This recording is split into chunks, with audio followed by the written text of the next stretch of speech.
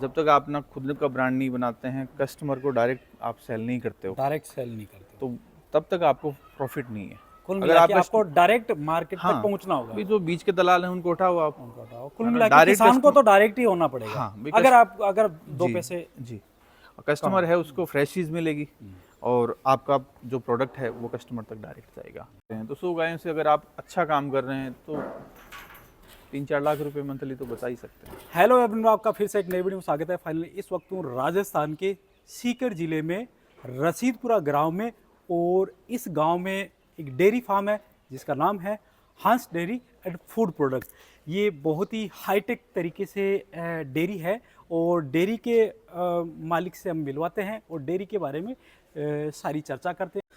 Sir नमस्कार। Sir नमस्कार। हमारे चैनल पे सर आपका स्वागत है। और सर सबसे पहले आप अपना परिचय करा दें, फिर अपने बात स्टार्ट करते हैं।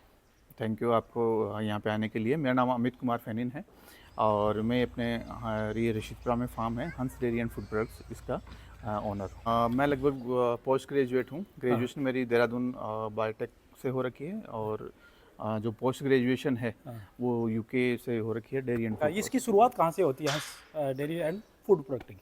ठीक है, ये शुरुआत होती है 2016 अप्रैल के लगभग, उस टाइम पे हमने स्टार्ट किया था। और लगभग साल 2 साल हमको कंस्ट्रक्शन वगैरह उसमें लगे थे, और अभी इसको रनिंग करते हुए लगभग 7 साल हो गए हैं। तो उस टाइम पे इतना मतलब इस टाइप से इनोवेटिव काम अपने यहाँ पे नहीं था राजस्थान में। तो उस टाइम पे विचार आया कि कुछ अपना हट के काम करते हैं, कुछ हाईटेक फार्म बनाते हैं और इसी एरिया में अच्छा काम करते हैं। तो उसी थीम को लेके ये काम शुरू किया। तो सर सबसे पहले ब्रीड की बात करते हैं। आपके पास कौन सी गायों की नस्ल है और कितनी गायें हैं? होलिस्टीन फ्रीजियन नस्ल है, एचएफ गाय बोलते हैं इसको। और ये अपने फार्म पे अभी लगभग 100 के आसपास, करीबन 100 गायों का फार्म है। जी जी जी। ये स्टार्टिंग में हम बेंगलोर से लेके आए थे हीफर्स वगैरह, और उन्हीं से अब ब्रीडिंग पे काम कर रहे हैं, और ये लगभग 100 के लगभग। सबसे पहले अपने ब्रीड पे बात करते हैं। जी। तो इस ब्रीड के बारे में बताएं। डेयरी फार्म शुरुआत करने से पहले किस तरह के चैलेंजेस आ सकते हैं सर? देखिए, ये एचएफ जैसे बताया आपको कि एचएफ नस्ल है होलिस्टीन फ्रीजियन, और जो अपने डेयरी पालन, जो पशुपालन करते हैं, तो इसमें जो पूरे वर्ल्ड की अपन बात की जाए तो एचएफ गायें हैं और जर्सी गायें हैं, इनका दूध का प्रोडक्शन काफ़ी अच्छा होता है। और ये क्या है कि आपको मतलब प्रॉफिटेबल स्थिति में लाती हैं। कुछ लोग देसी गाय का भी करते हैं, लेकिन देसी गाय में क्या है कि एक तो उनको जब अगर लार्ज कमर्शियल लेवल पे करते हैं तो उनको मिल्किंग करने की में काफ़ी समस्या होती है। कमर्शियल लेवल पे यही गाय सक्सेस है। हाँ हाँ हाँ, यही है। वो लगभग ये मान के चलें कि 20 से 30 लीटर के हैं। ऐसे होने को तो 40-45 लीटर भी दूध इनका रहता है, लेकिन एक एवरेज बात करेंगे कि भी टोटल पशुओं में एवरेज कितना आ रहा है, तो वो लगभग 20-25 के लगभग 20-25 सर्दियों में रहता है, और गर्मियों में थोड़ा कम भी हो जाता है। तो गर्मियों में 30% के लगभग दूध का प्रोडक्शन डाउन हो जाता है। एक गाय को मैच्योर करने, जैसे फर्स्ट जैसे दूध के लिए होती है, तो किस तरह से? इसमें लगभग 2 साल का समय लगता है, 2 से 2.5 साल लग जाते हैं बच्चा देने से। बच्चा खुद बच्चा है तो वो पहले तो हीफर बनेगा, उसमें एआई वगैरह होगी, उसकी इंसेमिनेशन होगा, फिर कंसीव करने के बाद वो लगभग 9 महीने बाद में बच्चा देगा। तो लगभग ये टाइम पीरियड आपको 2 साल से लेकर 2.5 साल तक लगेगा। 2 से 2.5 साल का इंतजार करना पड़ेगा जी जी, मिल्किंग के लिए। मिल्किंग के लिए। इसमें किस तरह के मोस्टली रोग आते हैं गायों को रख रखाव के देखिए, लिए? रोग तो क्या है कि सभी पशुओं में आते हैं। हाँ, जो पशु आपके मोस्टली एचएफ आते हैं। में भी आते हैं, देसी में भी आते हैं, और दूसरे पशुओं में भी आते हैं। लेकिन मुख्य रूप से अगर अपन मैनेजमेंट अच्छा रहता है तो ये आप मान के चलो कि कोई समस्या नहीं है। आप समय पे वैक्सीनेशन कर देते हैं तो कहीं कोई समस्या नहीं आती। आपने आपको 2 साल पहले आपने सुना होगा लंपी डिजीज़ आई थी अपने, तो लंपी का काफ़ी एरिया में प्रभाव पड़ा था और काफ़ी पशु मारे गए थे। आपके यहाँ नहीं, कोई इशू नहीं था। तो आपके वैक्सीनेशन ऑलरेडी हाँ, हालांकि वो वैक्सीन क्या है कि वो जो गोटा बॉक्स बकरियों पे यूज़ करते हैं वो है, तो वो कारगर कम है, पर प्रिकॉशंस के लिए वो वही अवेलेबल था। सरकार ने भी वो रिकमेंड किया था, वो लगाया था, उसकी वजह से कोई दिक्कत नहीं आई। एफएमडी वगैरह है, उसका साल में हम वैक्सीनेशन करते रहते हैं, तो उसकी वजह से कोई इशू नहीं आता। छोटे बच्चे से लेके 2-2.5 साल तक की मेच्योर होने तक में फीडिंग किस तरह से रहता है, और फिर बाद में मिल्किंग के बाद में किस तरह से फीडिंग रहती है इनकी? देखो, उसमें क्या है कि जो बच्चा छोटा रहता है तो इनके लिए लगभग 3 महीने तक उसको क्या है मिल्किंग, सिर्फ दूध दिया जाता है और कार्ब स्टार्टर दिया जाता है, फीड दिया जाता है। उसको हरा चारा और सूखा चारा अवॉइड किया जाता है, क्योंकि उसका जो डाइजेशन है वो पूरा डेवलप नहीं होता है, पेट का पूरा पार्ट। हाँ हाँ 3 महीने बाद में उसको सूखा और हरा साइलेज वगैरह है वो प्रोवाइड किया जाता है। और जब तक वो हीफर है, जब तक कंसीव नहीं कर ले, उसकी अलग डाइट रहती है। और फिर जब वो बच्चा देती है वहाँ तक उसकी अलग डाइट रहती है।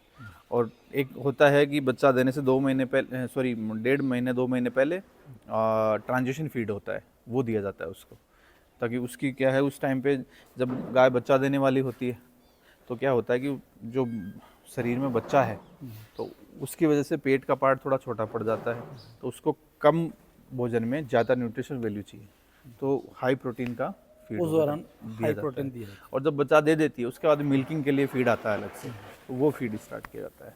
फीड में फीडिंग के लिए क्या क्या मतलब यूज करते हो इसमें, जैसे अभी फीडिंग हो रही है आप इस वक्त, ये फीडिंग फीडिंग के चल रही लिए है। देखिए एक तो जैसे अपना गेहूं का चारा हो गया, सूखा चारा वगैरह हो गया, और हरे चारे में सर्दियों में यूज़ करते हैं जई वगैरह, और जो गर्मियों में ज्वार वगैरह यूज़ करते हैं। और अभी ये जो अक्टूबर का महीना है जैसे अभी, तो अभी जई वगैरह की खेत में बुआई वगैरह हो चुकी है, लेकिन वो अवेलेबल होगी महीने 1.5 महीने बाद। तो उस टाइम पे हम जैसे साइलेज वगैरह का भी इस्तेमाल, साइलेज रेगुलर साल भर भी चलता है, बट हरा चारा होता है तो थोड़ी साइलेज की मात्रा कम कर देते इसकी हैं, मात्रा साइलेज की मात्रा कम कम कर देते हैं। और अभी वर्तमान में जैसे हरा चारा नहीं है तो कम्प्लीटली साइलेज पे चलेगा। उसके साथ में अपन इनको मैश भी दे दिया, पैलेट भी दे देते हैं, फीड के रूप में देते हैं। मिनरल मिक्सर वगैरह हैं वो देते हैं, ईस्ट वगैरह देते हैं, और टॉक्सिक बाइंडर हो गया वो उसको दिया जाता है, और इस प्रकार से इसकी डाइट रहती है। अगर अपने जैसे फार्मर्स है, अपना लैंड है प्रॉपर उसका, तो हरा चारा इससे ज़्यादा ना पशुओं के लिए पौष्टिक रहता है, हरा चारा ये आपको जो साइलेज है वो भी उसी से बनता है। उसी से बनता है। साइलेज क्या है कि मक्का है, मक्के में भुट्टा लग गया। अब उसमें क्या है कि जब इसकी एक कंडीशन होती है कि किस कंडीशन में उसका हार्वेस्ट किया जाए, वो चेक होती है, और भुट्टे के साथ में उसको चॉप करके और उसको तुरंत पैक कर देते हैं। तो वो उसमें क्या है एनाएरोबिक रेस्पिरेशन से वो डेवलप होता है, तो उसको आप ये कह सकते हैं पशुओं का आचार है एक तरह से। तो उसमें आपको अनाज भी मिलेगा, हरा चारा भी मिलेगा, और वो एक रेडीमेड चीज़ हो गई कि भाई ठीक है आपके यहाँ पे अवेलेबिलिटी उस चीज़ के हरे चारे की नहीं है, तो वो एक चीज़ अवेलेबल है। इसके अलावा अगर फॉरेन में अपन देखेंगे तो वहाँ पे तो मोस्टली कल्चर ये है कि आपको हरा चारा रखेंगे ही नहीं, वो तो तुरंत एक साथ पूरे खेत को हार्वेस्ट करेंगे, साइलेज बनाएंगे, साइलेज को आपको थ्रू आउट ईयर जैसे वो बंडल बने हुए हैं आपके, जी जी बिल्कुल वो वही सारा चारा। वही। तो ये चारा कहाँ से मंगवाते हो, अपने खेतों से ये आ जाता है? नॉर्मली पंजाब वगैरह से आता पंजाब से है। वहाँ पे क्या है कि पैकेट आते हैं इस तरह से। हाँ वहाँ पे क्या है कि थोड़ा पंजाब क्या है नदियाँ वगैरह अच्छी हैं, पानी अच्छा है, पानी तो वहाँ पे क्या है प्रोडक्शन भी मक्के का खूब होता है, वहाँ पे काफ़ी सारी कंपनियाँ वो प्रोवाइड करती हैं। अब बात आती है अपने मिल्किंग की। जी मिल्किंग का समय क्या रहता है, किस तरह से Milking मिल्किंग का प्रोसेस normally, रहता है? जैसे आपके वो देख पा रहा हूँ मिल्किंग प्रोसेसिंग प्लांट है। हाँ हाँ तो मैनुअली तो करते नहीं होंगे, इतनी सारी गायें, काफ़ी नहीं मुश्किल नहीं होता इनका होगा। पूरा मशीन से होता है, हाँ। और सुबह के लगभग 5:30 बजे के लगभग भी हो जाती है मिल्किंग, और शाम को लगभग 6 साढ़े 6 बजे मिल्किंग। हाँ ये अपना ये एरिया है, ये पार्लर का एरिया बोलते हैं इसको। यहाँ पे गायों की मिल्किंग वगैरह होती है, और यहाँ से गायें फिर इनकी एंट्री रहती है। अच्छा, इस रो से आती यहाँ है से गायें। मतलब एंट्री और एग्जिट इनका इस हिसाब से होता है कि गायें फिर दूसरी जगह नहीं जा पाती हैं। तो ये 6 गायें इधर लग जाएंगी, 6 उधर लग जाएंगी, 12 गायें भी एट ए टाइम पे मिल्किंग हो जाती है, और लोग पूरे फार्म की मिल्किंग घंटे भर में हो जाती है। और इसमें विशेष रूप से ये ध्यान रखा जाता है कि दूध निकालने के दौरान साफ़ सफाई पूरी रखी जाती है, दूध को कहीं पे ह्यूमन टच नहीं होता है, मशीनों से पूरा दूध निकलता है, यहाँ से पूरा दूध उसमें जो कांच का जो जार है उसमें जाता है, वहाँ से अंदर बीएमसी है, बीएमसी में 4 डिग्री पे तुरंत दूध को स्टोर करके ठंडा किया जाता है। नॉर्मली दूध में क्या होता है कि गर्म दूध रहता है उस दौरान हाँ जब निकलता 35 डिग्री के लगभग आइडियली मान सकते हैं, 30-35 डिग्री के लगभग रहता है।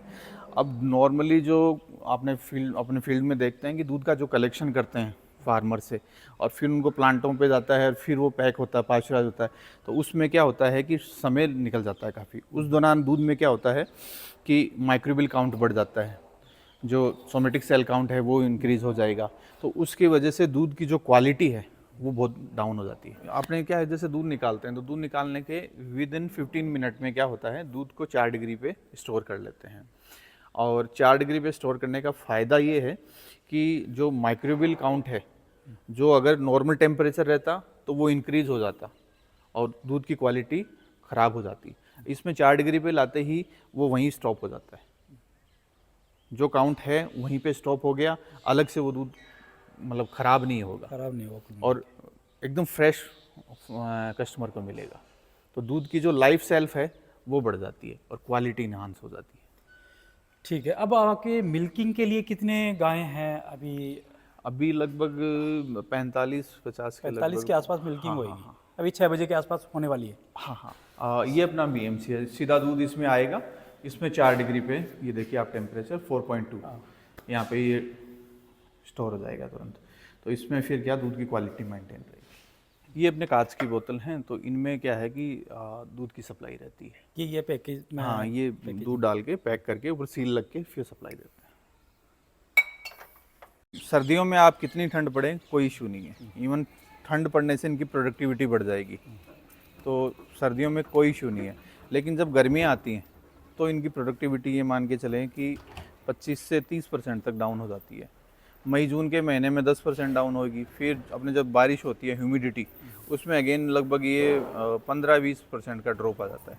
तो उसको अपन आइडियल टेम्परेचर ऐसी तो लगा नहीं सकते, बट अपन क्या कर सकते हैं कि थोड़ा ड्रॉप कर सकते हैं टेम्परेचर को। उसके लिए हम जैसे क्या बड़े बड़े फ़ैन लगे हुए हैं, तो ये फ़ैन हैं, ये टेम्परेचर को रेगुलेट करते हैं। इसके अलावा पूरे में फोगर लगे हुए हैं, तो फोगर से क्या है टेम्परेचर वगैरह डाउन हो जाता है। ठीक है, आपने फोगर भी मेंटेन कर रखा है। हाँ, तो फोगर से ये मैंने अब फ़ायदा किया है। गायों के लिए अलग से सहूलियत के लिए जैसे ये अपना ब्रश वगैरह लगा हुआ है, तो इससे क्या है पशु एक तो इसकी सफाई हो जाती है और थोड़ा इसकी मसाज हो जाती है। मसाज के लिए वो। तो एक पशु का एक एक्टिविटी हो जाती है, तो उसके लिए वो लगा है। तो सर अब बात करते हैं अपने इसमें इसके प्रोडक्शन प्रॉफिट की। तो सबसे पहले अगर 100 गायों से लेके चले, एक डेयरी फार्म छोटा सा बिजनेस अगर स्टार्ट करना चाहता है जी, तो इनकी खरीद की कॉस्ट, मेंटेनेंस और किस तरह से इसका प्रॉफिट रहता है? ठीक है।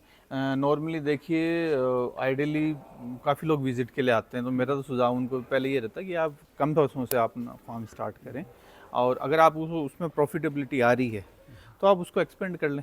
ठीक है।